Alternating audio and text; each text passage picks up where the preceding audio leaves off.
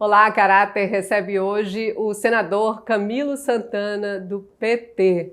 Senador, muito obrigada pela sua presença aqui no Jornal Estado. É um prazer, Gabriela, Kelly, é um prazer participar desse podcast, conversar com o povo cearense. Já, em primeira mão, parabenizar o Estado pelos seus 90 anos e dizer que é um prazer participar aqui desse novo programa que vocês estão estreando. Estreando já com algumas personalidades, né? Senador, qual é o seu caráter? Eu acho que podia ter palavra, ser uma pessoa justa e ter respeito às pessoas. Eu acho que, para mim, isso é fundamental, principalmente na vida pública. Caráter todo mundo tem.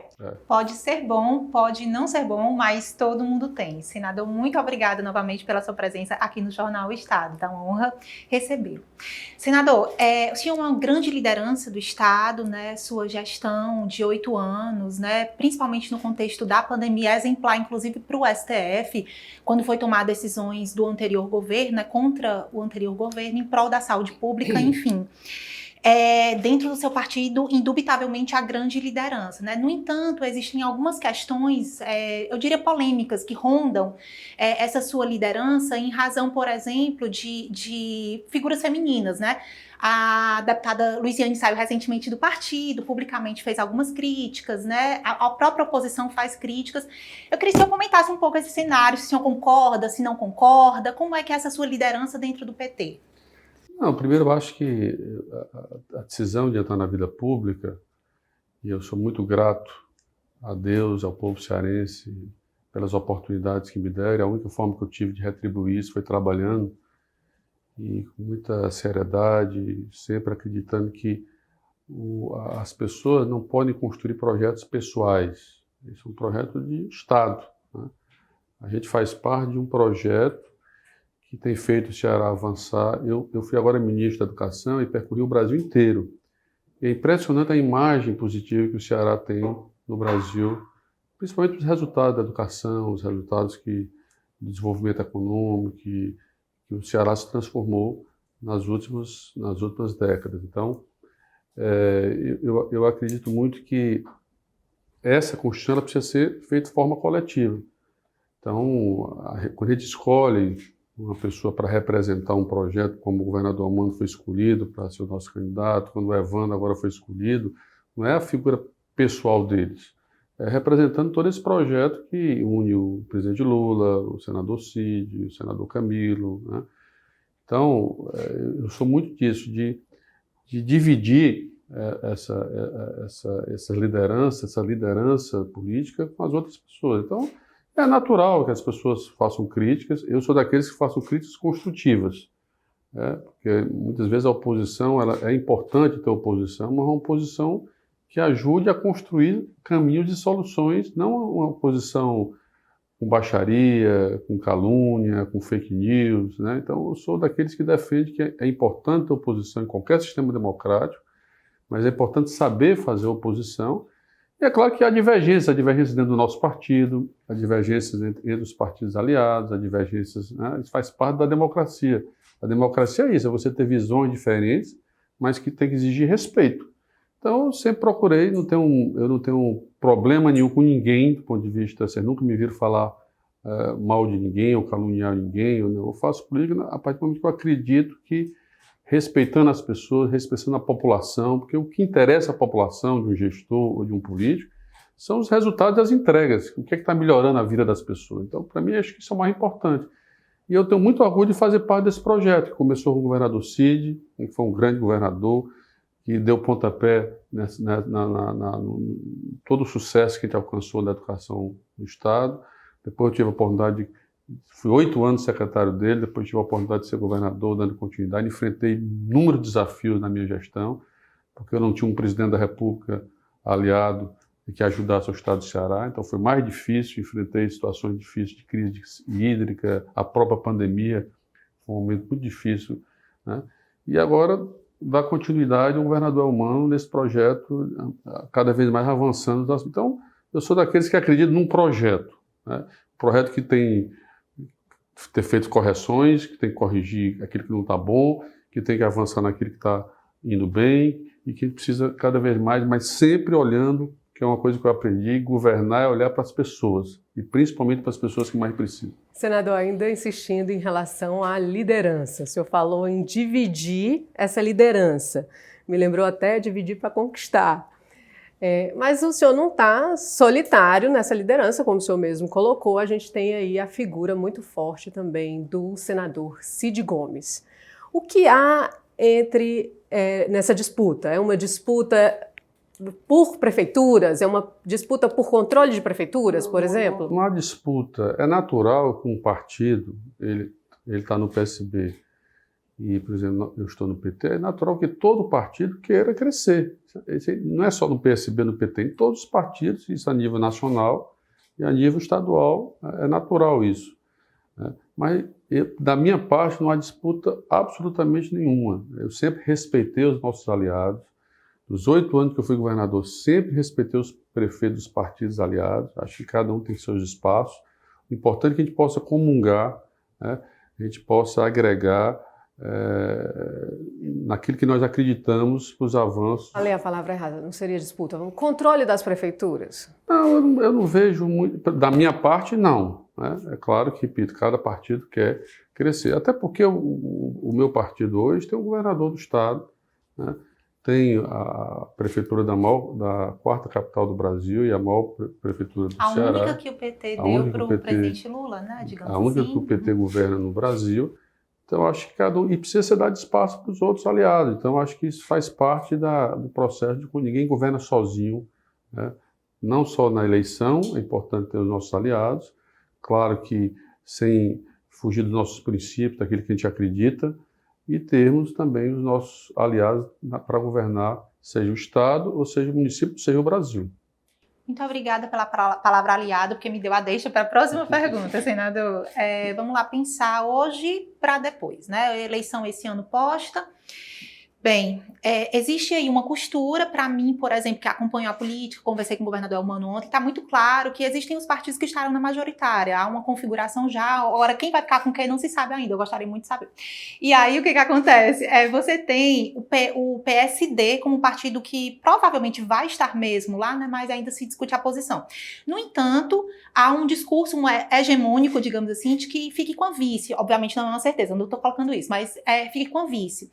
E existe um apelo, inclusive, do senhor de que seja uma mulher. O senhor nos falou isso há um mês, mais ou menos, né? Eu lhe pergunto, existe alguma objeção com relação, por exemplo, ao nome da vice-prefeita Gabriela, pelo fato de que, se ela for a indicada, vai gerar uma vacância na prefeitura, o prefeito Evandro Leitão vai ficar sozinho? Como é que vocês estão tentando ordenar isso ou reordenar? Não, primeiro, não existe veto a nenhum nome, né? Nem a mulheres, nem a homens, né?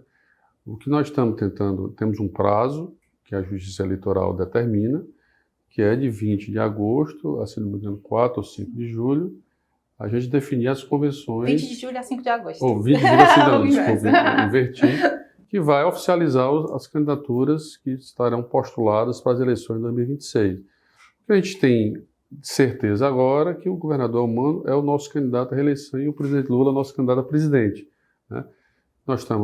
Eu particularmente defendo, repito aqui, sem nenhum veto a ninguém, mas eu defendo que o senador Cid vá para a reeleição em uma das vagas ao Senado, caberá ao PSB definir isso e discutir, né? E nós vamos, claro, discutir quem será a outra vaga, quem será o vice ou a vice, né? Dentro desse conjunto. Eu defendo que não há caciques nesse nosso projeto, né? As coisas precisam ser discutidas e a gente encontrar, repito, sem projetos pessoais, encontrar as pessoas que possam, nesse momento, representar melhor esse projeto com as nossas candidaturas. Claro que nós só não podemos ter 2 governadores, nem 3, nem 4 senadores, só são 2 senadores e um governador. Então vamos procurar definir os melhores nomes. Quando a gente vai escalar um time, agora nós estamos na Copa, quando a gente vai escalar um time, a gente escala aqueles que estão melhor naquele momento, né? Não desconsiderando outros grandes jogadores, mas a gente precisa definir, só são 3 vagas, a gente precisa definir, aliás, 4 vagas, a gente precisa definir aqueles que podem representar melhor o nosso projeto nesse momento. Então vamos ter aí, a gente espera definir isso agora em junho, né? O governador Elmano tem liderado esse processo, eu tenho procurado ajudar, né? Ajudar conversando com os prefeitos, ajudar conversando com os deputados, com as lideranças, ouvindo, que é o meu estilo, e principalmente conversar também com a população sobre o momento de reflexão que a gente precisa fazer nesse ano de 2026. Desculpe insistir, mas se gerar uma vacância na prefeitura, isso é o senhor reconhece? Acha que isso é um problema? Não, porque você tem a prerrogativa de quando o prefeito se afasta, o presidente da Câmara assume, né?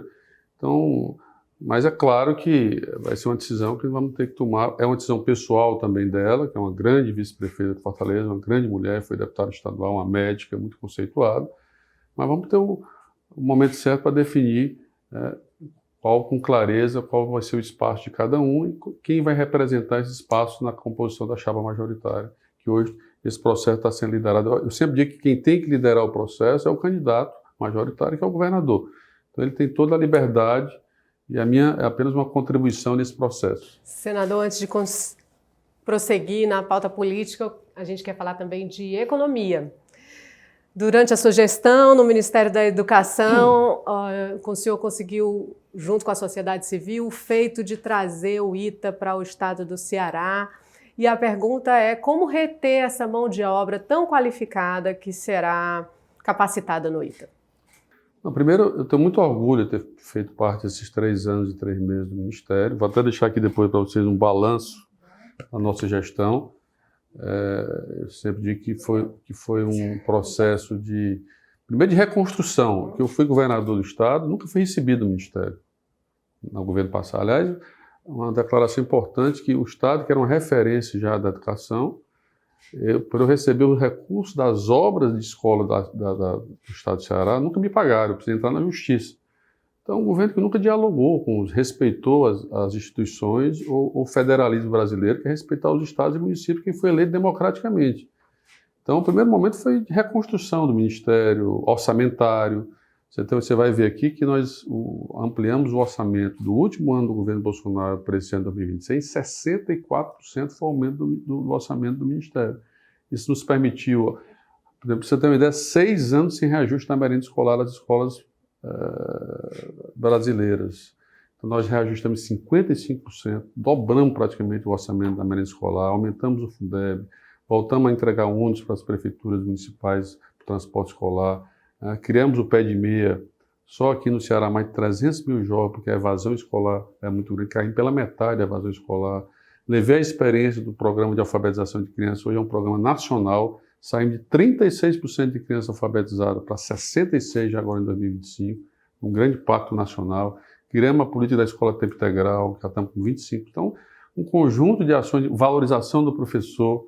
Então, aqui tem um pouco de tudo que nós conseguimos fazer, né, nesses 3 anos, como políticas públicas de Estado. Eu sempre digo que as políticas de educação precisam ser políticas que possam dar continuidade, né? Não sofrer descontinuidade só porque muda o governo, né? Você muda, porque a política tem essa mania, né? Quando um governador ou um prefeito ou um presidente foi adversário e ganhou a eleição, ele geralmente quer mudar tudo e às vezes a gente tem que mudar aquilo que não está bom. Aquilo que está dando certo, a gente precisa aperfeiçoar, melhorar, avançar. Então, e ela difere da política de gestão justamente por isso, porque você amarra o próximo mandatário. Exatamente. Né, quando é uma política de Estado, aprovada por lei e tal, você dá continuidade. E a gente fez um trabalho muito grande na parte ampliando as universidades. No Ceará, nós estamos construindo 2 hospitais novos universitários. O primeiro hospital universitário da FCA lá no Cariri e um hospital novo aqui da Universidade Federal do Ceará. Ampliamos os campi, curso de medicina público, gratuito da universidade. É um dos maiores orgulhos do cearense, a questão da educação no Estado. Estamos fazendo 6 novos institutos federais aqui no Estado do Ceará, 2 novos aqui em Fortaleza, e trouxemos um grande sonho que é o ITA. O ITA, a gente sempre tem aquela lógica do Brasil que tudo que foi investimento no brasileiro sempre procura a região sudeste do Brasil, né? E eu acho que a gente precisa deslocar um pouco esse eixo para uma região importante do Brasil, que é o Nordeste, até porque é um prêmio para o Ceará, porque quase 40% dos alunos que ingressam no ITA em São Paulo ou são cearenses ou vêm estudar aqui no Ceará. Então, uma forma de retribuir. A gente já investiu quase 500 milhões de reais já no novo campus do ITA, já temos as turmas novas já estudando nesses 2 primeiros anos lá em São Paulo. E como é que a gente pode reter essa mão de obra? Isso vai ser um processo. A partir do momento que a gente consegue atrair empresas de grande porte aqui para o Ceará, Só dar um dado para vocês, o Ceará hoje tem o maior investimento privado do Brasil, está acontecendo no Ceará, que a população precisa conhecer. Nós estamos construindo aqui o maior data center da América Latina, um investimento de 200 bilhões de reais. Quando eu era governador e defendia que o Ceará precisava ser transformado em 3 hubs, o hub aéreo, com o aeroporto, nós modernizamos o aeroporto. Me lembro que nós saímos de 9 voos internacionais para 49 voos. Hoje a gente tem voo direto para Madrid, para França, para Miami, para Teve as oscilações do mercado, teve o problema da pandemia, mas retomamos. O hub portuário, nós pegamos o Porto Pecém e fizemos uma parceria com o maior porto da Europa, que é Roterdã, né? E o hub tecnológico. É bom a gente lembrar que todos os cabos de fibra ótica que trazem internet para o Brasil entram pelo Ceará. E passam por baixo do Atlântico, né? Passam por baixo do Atlântico. Tem gente que não sabe disso. Eles vêm pelo mar e entram aqui pela Praia do Futuro. Todos os 17. Nós somos o segundo ponto mais conectado do planeta. E nós não queremos só os cabos, a gente queremos trazer as empresas. Então, esse data center da TikTok é uma grande empresa internacional e isso vai exigir mão de obra qualificada, vai exigir engenheiros. É por isso que uma das áreas aqui do ITA, porque os cursos do ITA que nós estamos implementando aqui, ele não concorre com os cursos de São Paulo, exatamente para não ter essa disputa, né, entre São Paulo e o Ceará. São cursos na área de energias renováveis e dá maior oportunidade. Nós fizemos concurso público já para professor, para o ITA aqui. Quem tiver a oportunidade de visitar ali a base aérea, está toda em reforma, não só os prédios novos, mas a antiga base aérea, que estava abandonada, aquela base aérea, abandonada, não estava funcionando a base aérea, mas é todo o campus novo do ITA, então é um orgulho muito grande. Agora, claro, nós vamos precisar atrair empresas de grande porte para reter essa mão de obra importante aqui no estado do Ceará. Trouxemos a fábrica da GM, a fabricação dos carros elétricos da GM agora para Horizonte, então vai precisar também de mão de obra qualificada. Então agora vamos inaugurar nova tancagem no Porto Pecém, porque o Pecém vai ser um grande hub de fluxo de mercadoria com a Transnordestina, com a tancagem, toda essa tancagem de combustível vai passar para lá. Então isso vai exigir cada vez mais que a gente contrate mais profissionais de qualidade. E movimentar a economia como um todo, né? A gente vem Sem morar dúvida. aqui, né, senador? Bem, vamos para a próxima pergunta. Desculpa, Gabi, eu vou ter que voltar para a política, porque meus 2 pés são na política, tá? Senador, o senhor falou há pouco, do senador Cid, em diversas ocasiões, recentes e não recentes, o senhor sempre elogia o senador Cid, sinalizando que gostaria que ele de fato fizesse parte. Inclusive, o senhor já disse, ele é o candidato, é o Cid que vai, né? Mas, no entanto, nós sabemos, e isso se acirrou do final do mês para cá, nós noticiamos isso com exclusividade, inclusive, que o senador defende de fato o nome do senador Júnior Mano e disse isso em alto e bom tom numa reunião a portas fechadas com o PSB que eu consegui ouvir. Então, o que acontece? Há eu não queria chamar de mérito, mas há alguma ressalva com relação ao nome do senador Júnior Mano? Se há uma perspectiva, digamos assim, de transferência de votos do senador Cid para ele, por que não querê-lo? Eu queria entender melhor. Ele até citou o senhor no final de semana, vocês não tinham combinado. De forma alguma, não tenho absolutamente nada contra o Júnior Mano. Agora, eu sou muito sincero nas minhas questões e estou dizendo isso publicamente, né? O Cid foi um ex-governador, um grande governador, 8 anos. É um senador da República, é um nome que aparece muito bem nas pesquisas, né?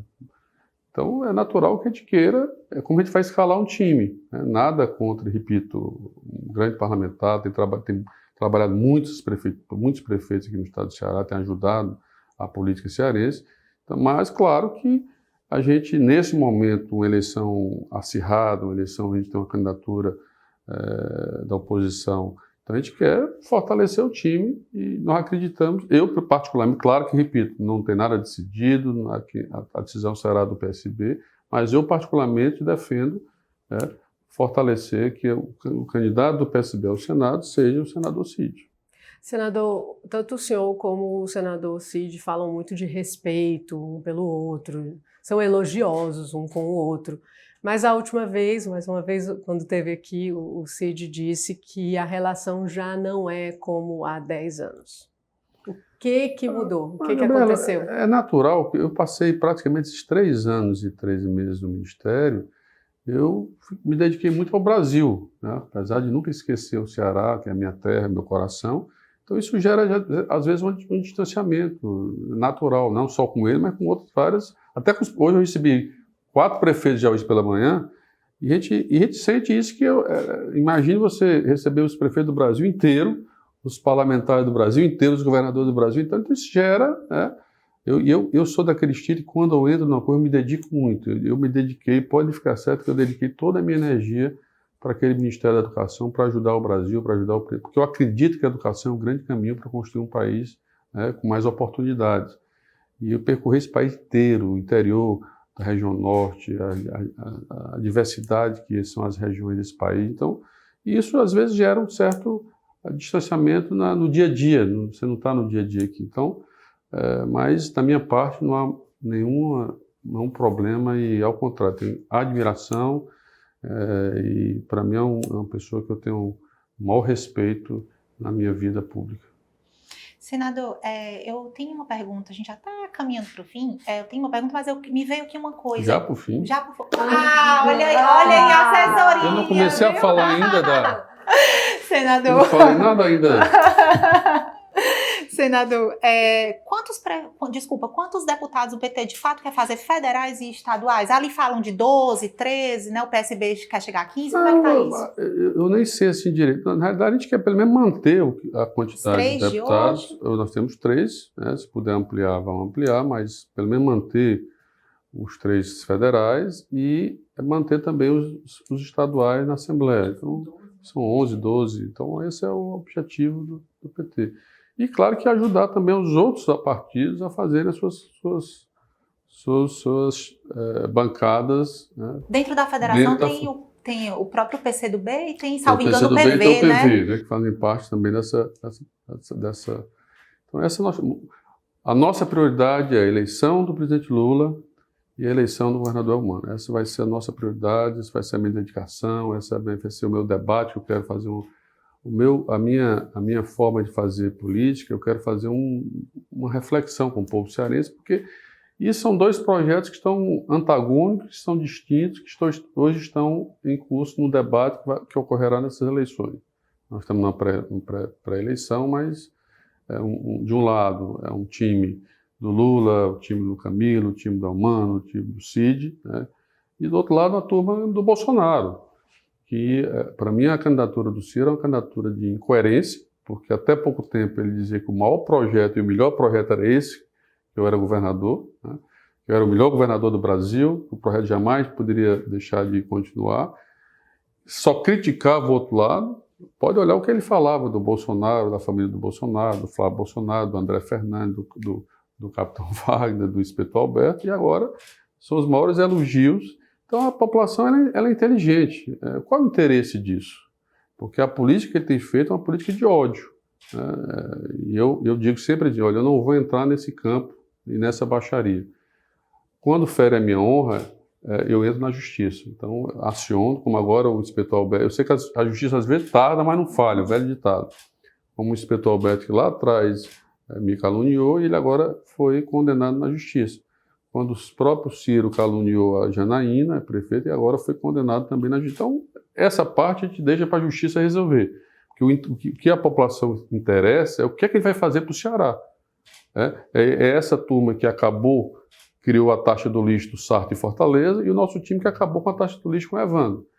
Essa turma que fechou o hospital, a Santa Casa de Misericórdia, e nós abrimos a Santa Casa de Misericórdia quando o Evandro assumiu a prefeitura, hoje com 270 leitos. É essa turma que fechou o hospital Nossa Senhora da Conceição no Conjunto do Ceará, e nós vamos abrir agora um novo hospital. O presidente Lula vem para essa inauguração, está tudo certo? Está combinado para ele vir. É a turma do Bolsonaro que fechou a fábrica da Ford lá em Horizonte, e nós abrimos a fábrica da GM. Então, são projetos distintos. Eles ficam falando do fechamento, a oposição fala do fechamento de calçados, das fábricas de calçados. Mas qual foi a fábrica que fechou? Ele precisa dizer ao contrário, nós fizemos ampliar a fábrica de calçado lá do Crato, né? No manto do meu governo, o governo do Elmano, nós ajudamos a construir galpões, levamos foi para o interior do estado do Ceará, Brejo Santo, o senador Pompeu, todos aqueles galpões que a indústria calçadista chegou lá, né, foi fruto do investimento de apoio do Estado, tanto do ponto de vista de incentivo fiscal como de infraestrutura. O Estado faz a estrada, o Estado construiu o galpão, né? Então, a gente compara essa turma que deixou 4 anos a obra da Transnordestina, que é uma grande obra estruturante do Ceará, que liga o Porto do Pecém ao sul do Ceará e o estado do Piauí e Pernambuco, passou 4 anos parado, sem um prego no barra de sabão. Nós voltamos à obra com o presidente Lula, 10 mil pessoas empregadas, vamos entregar agora a obra no primeiro semestre de 2027, por isso com a construção de um porto seco em Quixeramobim. Então nós somos do time que não tinha um hospital no interior do Ceará. O Cid e eu construímos o Hospital de Sobral, Juazeiro, Quixeramobim, Limoeiro do Norte. O governador Amâncio está construindo agora de Crateús, de Iguatu, de Baturité. Nós entregamos agora o maior hospital público do Nordeste, o Hospital Universitário, que eu comecei, o Amâncio terminou, né, levando o tratamento de câncer para o interior do Ceará. Então esse é o nosso time.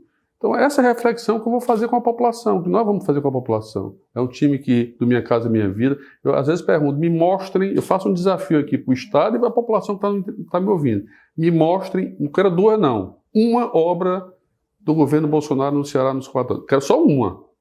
Não tem uma creche. Prometeram uma casa verde e amarela, construir uma casa no Brasil e nem no Ceará. Agora o presidente Lula está construindo casas, retomando Minha Casa Minha Vida. Amanhã vai anunciar mais casas serem construídas. Todos os municípios cearenses estão recebendo obra de habitação. Então, assim, esse é um momento que o Ceará gerou 168 mil empregos novos de carteira assinada nesses 3 anos. Pela primeira vez, o Ceará tem mais gente com carteira assinada do que famílias recebendo Bolsa Família. Recentemente, vocês divulgaram, o Ceará reduziu em 36% a extrema pobreza do Estado nesses 3 anos. Então, esse projeto temos desafios, muitos desafios, mas todos os indicadores mostram, hoje mesmo estava vendo aqui o jornal de vocês, a gente tem reduzido em 70% os crimes de homicídio aqui em Fortaleza esse ano. O Ceará hoje é o 2º estado do Brasil com maior queda de homicídios e crimes contra a vida do Brasil. Ampliamos de 97% a prisão de bandidos aqui no Ceará. Tá bom, tá não. Mas contratamos 5 mil homens da segurança pública nesses 3 anos. O estado do Ceará é um dos poucos estados que tem a maior frota de aeronaves da polícia, carros blindados. Você passa ali pela Borges de Melo e vê o maior centro integrado de segurança pública do Brasil. É melhor armamento, é o raio nos municípios acima de 20 mil habitantes, é o sistema de vídeo monitoramento que hoje você monitora, placa de veículo, reconhecimento facial, trabalho de inteligência. Agora, é um desafio no Brasil inteiro para a melhor segurança. Eu tenho feito esse debate lá no Senado e sei o que é o desafio. Precisamos ter leis mais duras, a justiça funcionar com mais celeridade. A gente não pode entender como é que uma justiça leva 10, 20 anos para julgar uma pessoa que matou tirou uma vida de uma pessoa. Há uma sensação de impunidade no país em relação a isso. Eu fui governador esse ano, a polícia prende, no outro dia está solto. Então essas coisas precisam ser debatidas e precisam ser enfrentadas. Agora, é essa reflexão que eu quero fazer. Um Estado que hoje está universalizando a escola tempo integral no Ceará, que entrega tablet para os alunos do ensino médio, que paga o pé de meia para o aluno não sair da sala de aula, que isentou o imposto de renda a quem ganha até R$5.000. Então, estamos com a menor taxa de desemprego da história do Brasil. Tiramos o Brasil do mapa da fome novamente. Então, é esse projeto que nós queremos discutir com o povo cearense. E, para mim, é uma incoerência do candidato do lado de lá, que se aliou àquele que ele sempre criticava. Criticava, não. Falava palavrões do menor nível possível. Eu ia lhe perguntar isso. O senhor acha que pode se chamar esse cenário de a oposição possível, já que há uma hegemonia tão grande do grupo de vocês aqui? Não é hegemonia. A oposição possível, né? Era com quem dava para fazer a oposição, senhor? Não é hegemonia. A gente... hegemonia de projeto que eu estou dizendo. Democracia é assim, isso, né? as pessoas... Confluência dos governos.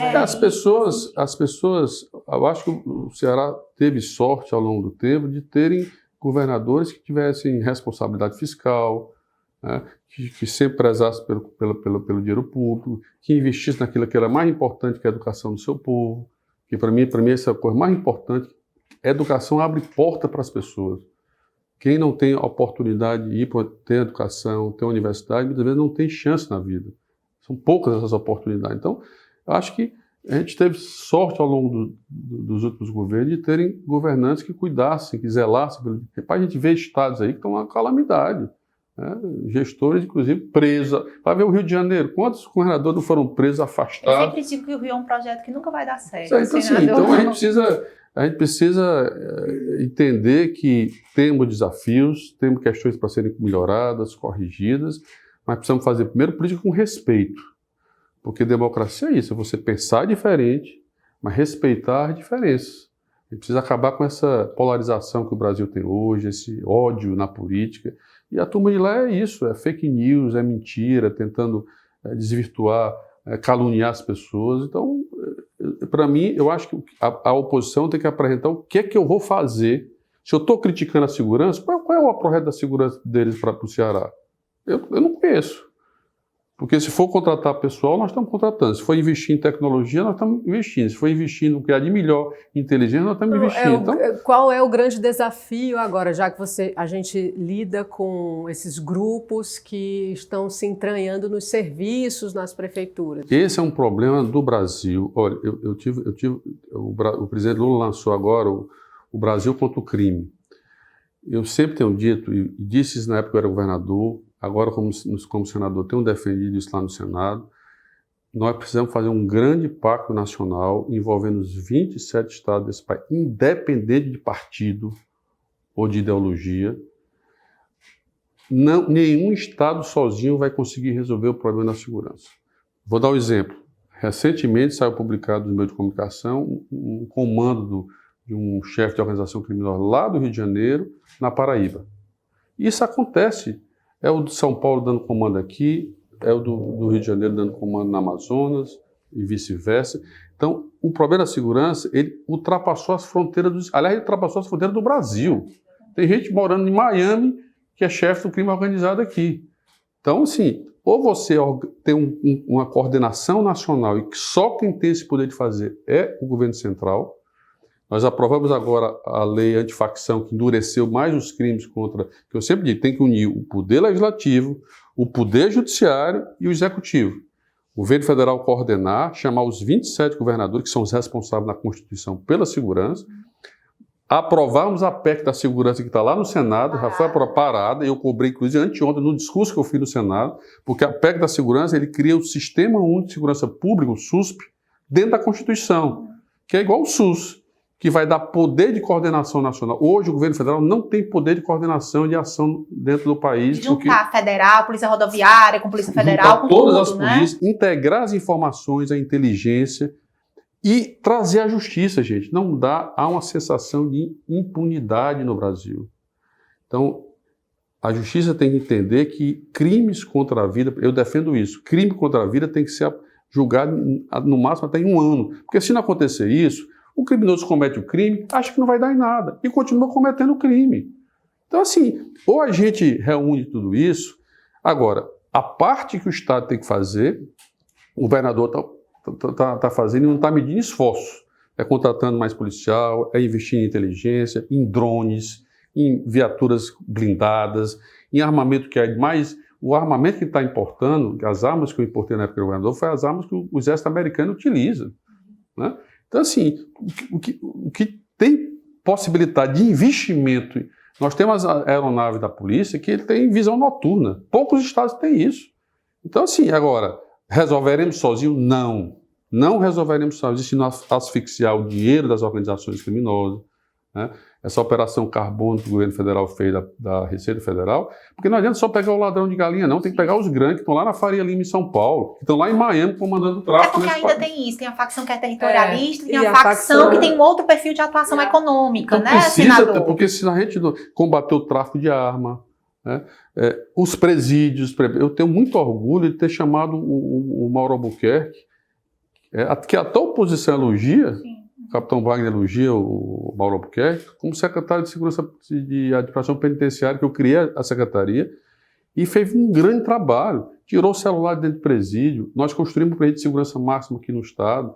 Então, talvez seja um modelo que é hoje, talvez seja uma referência para os estados do Brasil, porque o presídio se transforma no escritório do crime, né? As pessoas lá pagavam para poder... Tinha televisão dentro da cela, pagava para... Eu lembro que eu conversei com ele em 2022, ele falou, olha, tanto de regalia que você tem dentro de uma cela é inadmissível, assim. E o cara comandava de lá de dentro. Então, assim, é um conjunto de questões, precisamos ter, repito, leis mais duras, aprovar da segurança pública, a justiça ser mais séria na condenação e no julgamento dos criminosos. Então, um conjunto de ações, e isso precisa ser acima de questão partidária e política.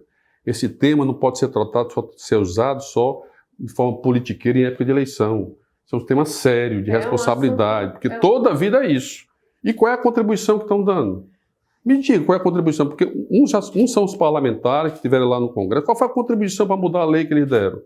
Qual foi a condição com emendas para ajudar na segurança pública do Estado? Então, isso precisa ser perguntado. Porque todos são representantes, todos são deputados ou prefeitos. Então, sim, precisa ter esse bom debate, não ser uma crítica pela crítica, né? A crítica precisa ser construtiva e ajudar, porque cada um, mesmo estando na situação de oposição, todos foram eleitos pelo povo, para ajudar a melhorar o Estado. Época de eleição, vamos discutir a eleição, mas passa os 4 anos só criticando, só falando mal, só caluniando, torcendo aquele quanto pior, melhor, torcendo para as coisas não dar certo, porque aí, quando não dá certo, eu consigo. Então, para mim, a política não é assim. Quando vejo um governo que, independente de ser... Por exemplo, eu estava no Ministério, todos os municípios desse país, independente do partido, do PL ao PT, receberam recurso da educação. Se a obra estava andando, porque o que está em jogo não é o prefeito. O prefeito foi eleito democraticamente, não interessa qual é o partido dele. Mas o que está em jogo é a população. Se a creche está... Eu peguei 5.800 obras paradas na educação nesse país. Eu nunca esqueço um caso de um município chamado Bagre, lá na ilha de Marajó, no Pará, a obra 10 anos parada dentro do mato. Primeira creche, nós fizemos um projeto de lei, eu sei que eu estou falando demais aqui. Não, pode falar, fica à vontade. De lei que era impossível um prefeito retomar a obra que estava parada há 7, 10, como mesmo valor. Nós aprovamos uma lei corrigindo o valor para atual, e o prefeito que quisesse terminar a obra, a gente não botar o dinheiro para terminar.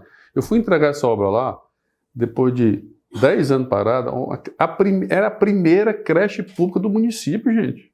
Depois de 10 anos parada. Então, ou seja, assim, tinham pelo menos crianças com 10 anos que nunca tinham ido para a escola. A criança que tinha 3 anos, hoje tem 13. Uhum. Então, assim, ela passou... sem ter uma creche pública no município. Como é que recupera depois? Como é que recupera depois? Então, assim, eu acho que a educação, para mim, ela precisa ser prioridade de um país, prioridade de um governo. Qual é o maior sonho de um pai e de uma mãe, gente? É o sucesso do seu filho. O seu filho poder ter a oportunidade de ir para uma boa escola, poder ir para uma universidade, se formar, virar... Gente, se a gente for pensar no Lula, quem é que tinha direito de ser médico desse país, gente? É só era filho de rico. Hoje uma filha de um doméstico, de um pedreiro, tem condições de virar médico, de virar advogado, de virar engenheiro, de virar doutor, por conta de políticas públicas que o governo criou e deu oportunidade para as pessoas. Então, isso é que nos motiva a estar na política. Se não fosse isso, para que serviria estar na política? Senador. Para se beneficiar? Não, para ajudar a melhorar a vida das pessoas. Eu tenho visto depoimento nesse país de pessoas assim, chorando. Ontem mesmo eu recebi no meu gabinete o pessoal do CEPOP, que é um cursinho popular que já existia, nós resolvemos apoiar. Gente chorando porque disse que não tinha mais, achava que a vida dela não tinha mais chance. E agora está na universidade. Teve a condição de terminar. O pé de meia foi criado porque tinha jovem que abandonava a escola para ajudar o pai e a mãe solteira, às vezes o pai desempregado. Então, o pé de meia veio para dizer assim, olha, nós não queremos que você saia da escola, porque a escola é a oportunidade que você tem na sua vida.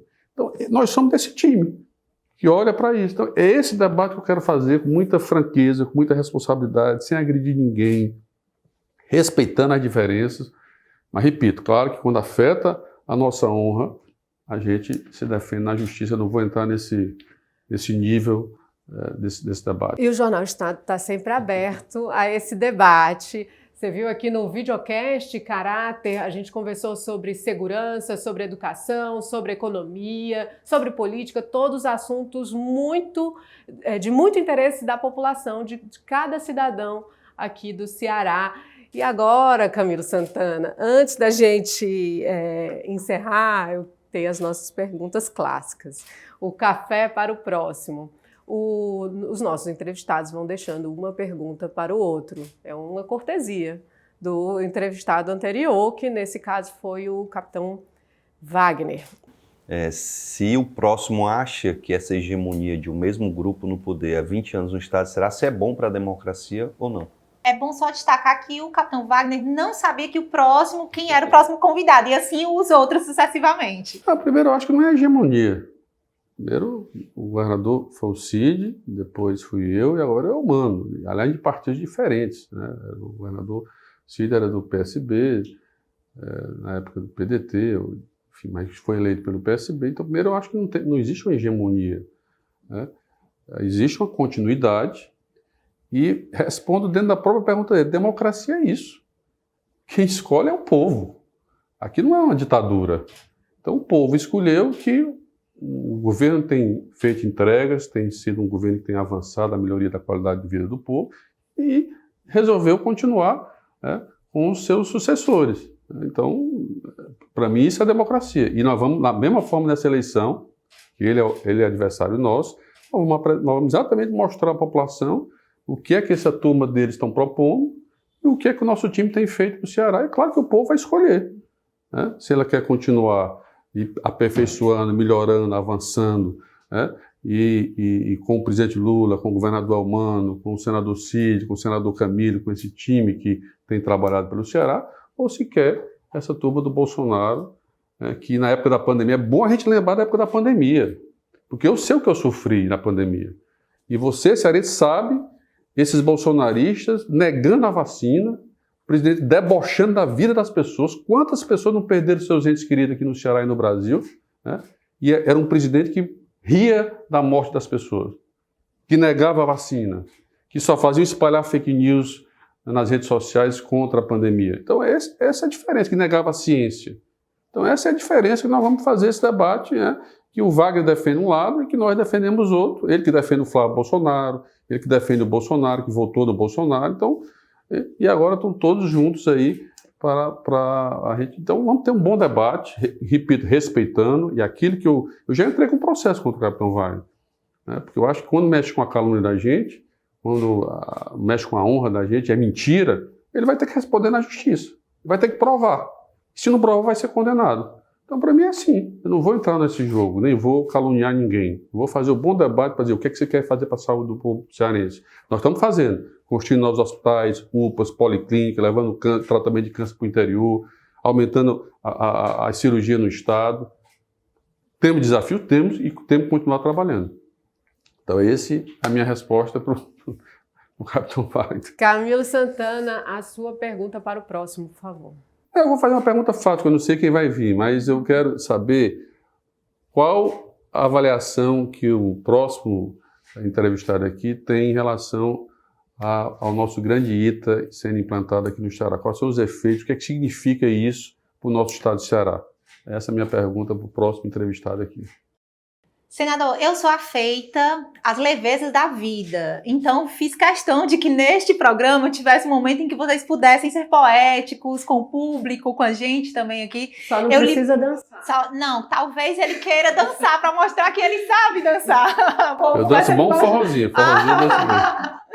Senador, eu queria que o senhor, por favor, nos dissesse um livro da sua predileção e uma música. O senador Cid cantou. Se o senhor quiser cantar também, ninguém vai se importar não, viu? Não, eu tenho um livro que eu já li há algum tempo, que é Ensaio sobre a Cegueira, que eu acho que para mim foi do Saramago, que foi uma reflexão muito importante sobre o mundo e sobre a vida.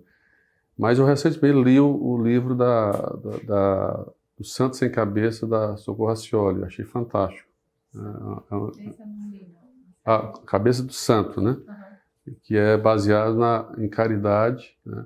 Mas é um livro fantástico, muito... Aliás, eu vou fazer uma propaganda aqui, nós criamos o MEC Livros, é uma ferramenta... Nós noticiamos. Um livro gratuito, já tem hoje 28 mil, que é uma forma de estimular, e tem muitos livros bons, né? Inclusive do Saramago, da Socorro Racioli, Harry Potter, para quem gosta da meninada, que gosta da... E é tudo gratuito. Você pega o livro por 14 dias e pode renovar por 14 dias. Então, é uma forma de a gente estimular, porque hoje em dia a tecnologia, a gente precisa usar a tecnologia para... Esse nome é ótimo, Mac Livre. Livre. Parece fast food, né? Consumo rápido ali. E lançamos agora o Mac Idiomas. Não tem aquelas ferramentas de você aprender inglês e pagas, agora tem uma ferramenta de inglês e espanhol gratuita, só entra lá no Mac Idiomas, baixar, através do Gov.br, e você tem a oportunidade de fazer o seu curso de inglês e espanhol futuramente vamos colocar outras línguas gratuitamente para todo o povo brasileiro. Então, uma forma Faltou o quê, Kélia Kali? Agora fala. eu gosto de valorizar música. nossos artistas cearenses, né? Eu gosto muito do Belchior, gosto do Fagner, mas hoje eu vou homenagear um grande amigo que é o Valdones. Eu não sei o nome mas é aquela Terra da Luz, né, que fala do Ceará. É uma música que marcou muito a nós cearenses, pelo orgulho. A gente precisa ser muito brasileiros e cearenses, né? Então, vamos entrar agora no momento da Copa. A gente vira mais patriota, mais brasileiro. Vamos torcer para o Brasil aí chegar ao Hexa, se Deus quiser. Então, essa é a música que eu gosto muito, que fala muito do nosso Ceará, Terra da Luz. Acho que é Terra da Luz, do Valdones, que é um grande compositor, um grande artista, um grande amigo cearense. Senador Camilo Santana, eu quero lhe agradecer mais uma vez pela sua presença aqui no Jornal Estado, do ano em que Fortaleza faz 300 anos e o jornal faz 90 anos. Eu que agradeço, Gabi, ela chamou de Gabi, eu estou chamando de Gabi também, carinhosamente. Kelly, obrigado aos telespectadores aqui que assistem esse podcast. Quero deixar sempre a minha gratidão ao povo cearense e a minha disposição sempre de trabalhar pelo meu querido estado do Ceará, agora como senador da República lá no Senado, e parabenizar toda a direção do estado pelos 90 anos, pelo grande jornalismo e por esses 300 anos que a gente está vivendo de Fortaleza, nossa querida capital cearense. Então, um abraço e muito obrigado pela oportunidade. A gente encerra mais essa edição do Caráter, com o caráter de Camilo Santana.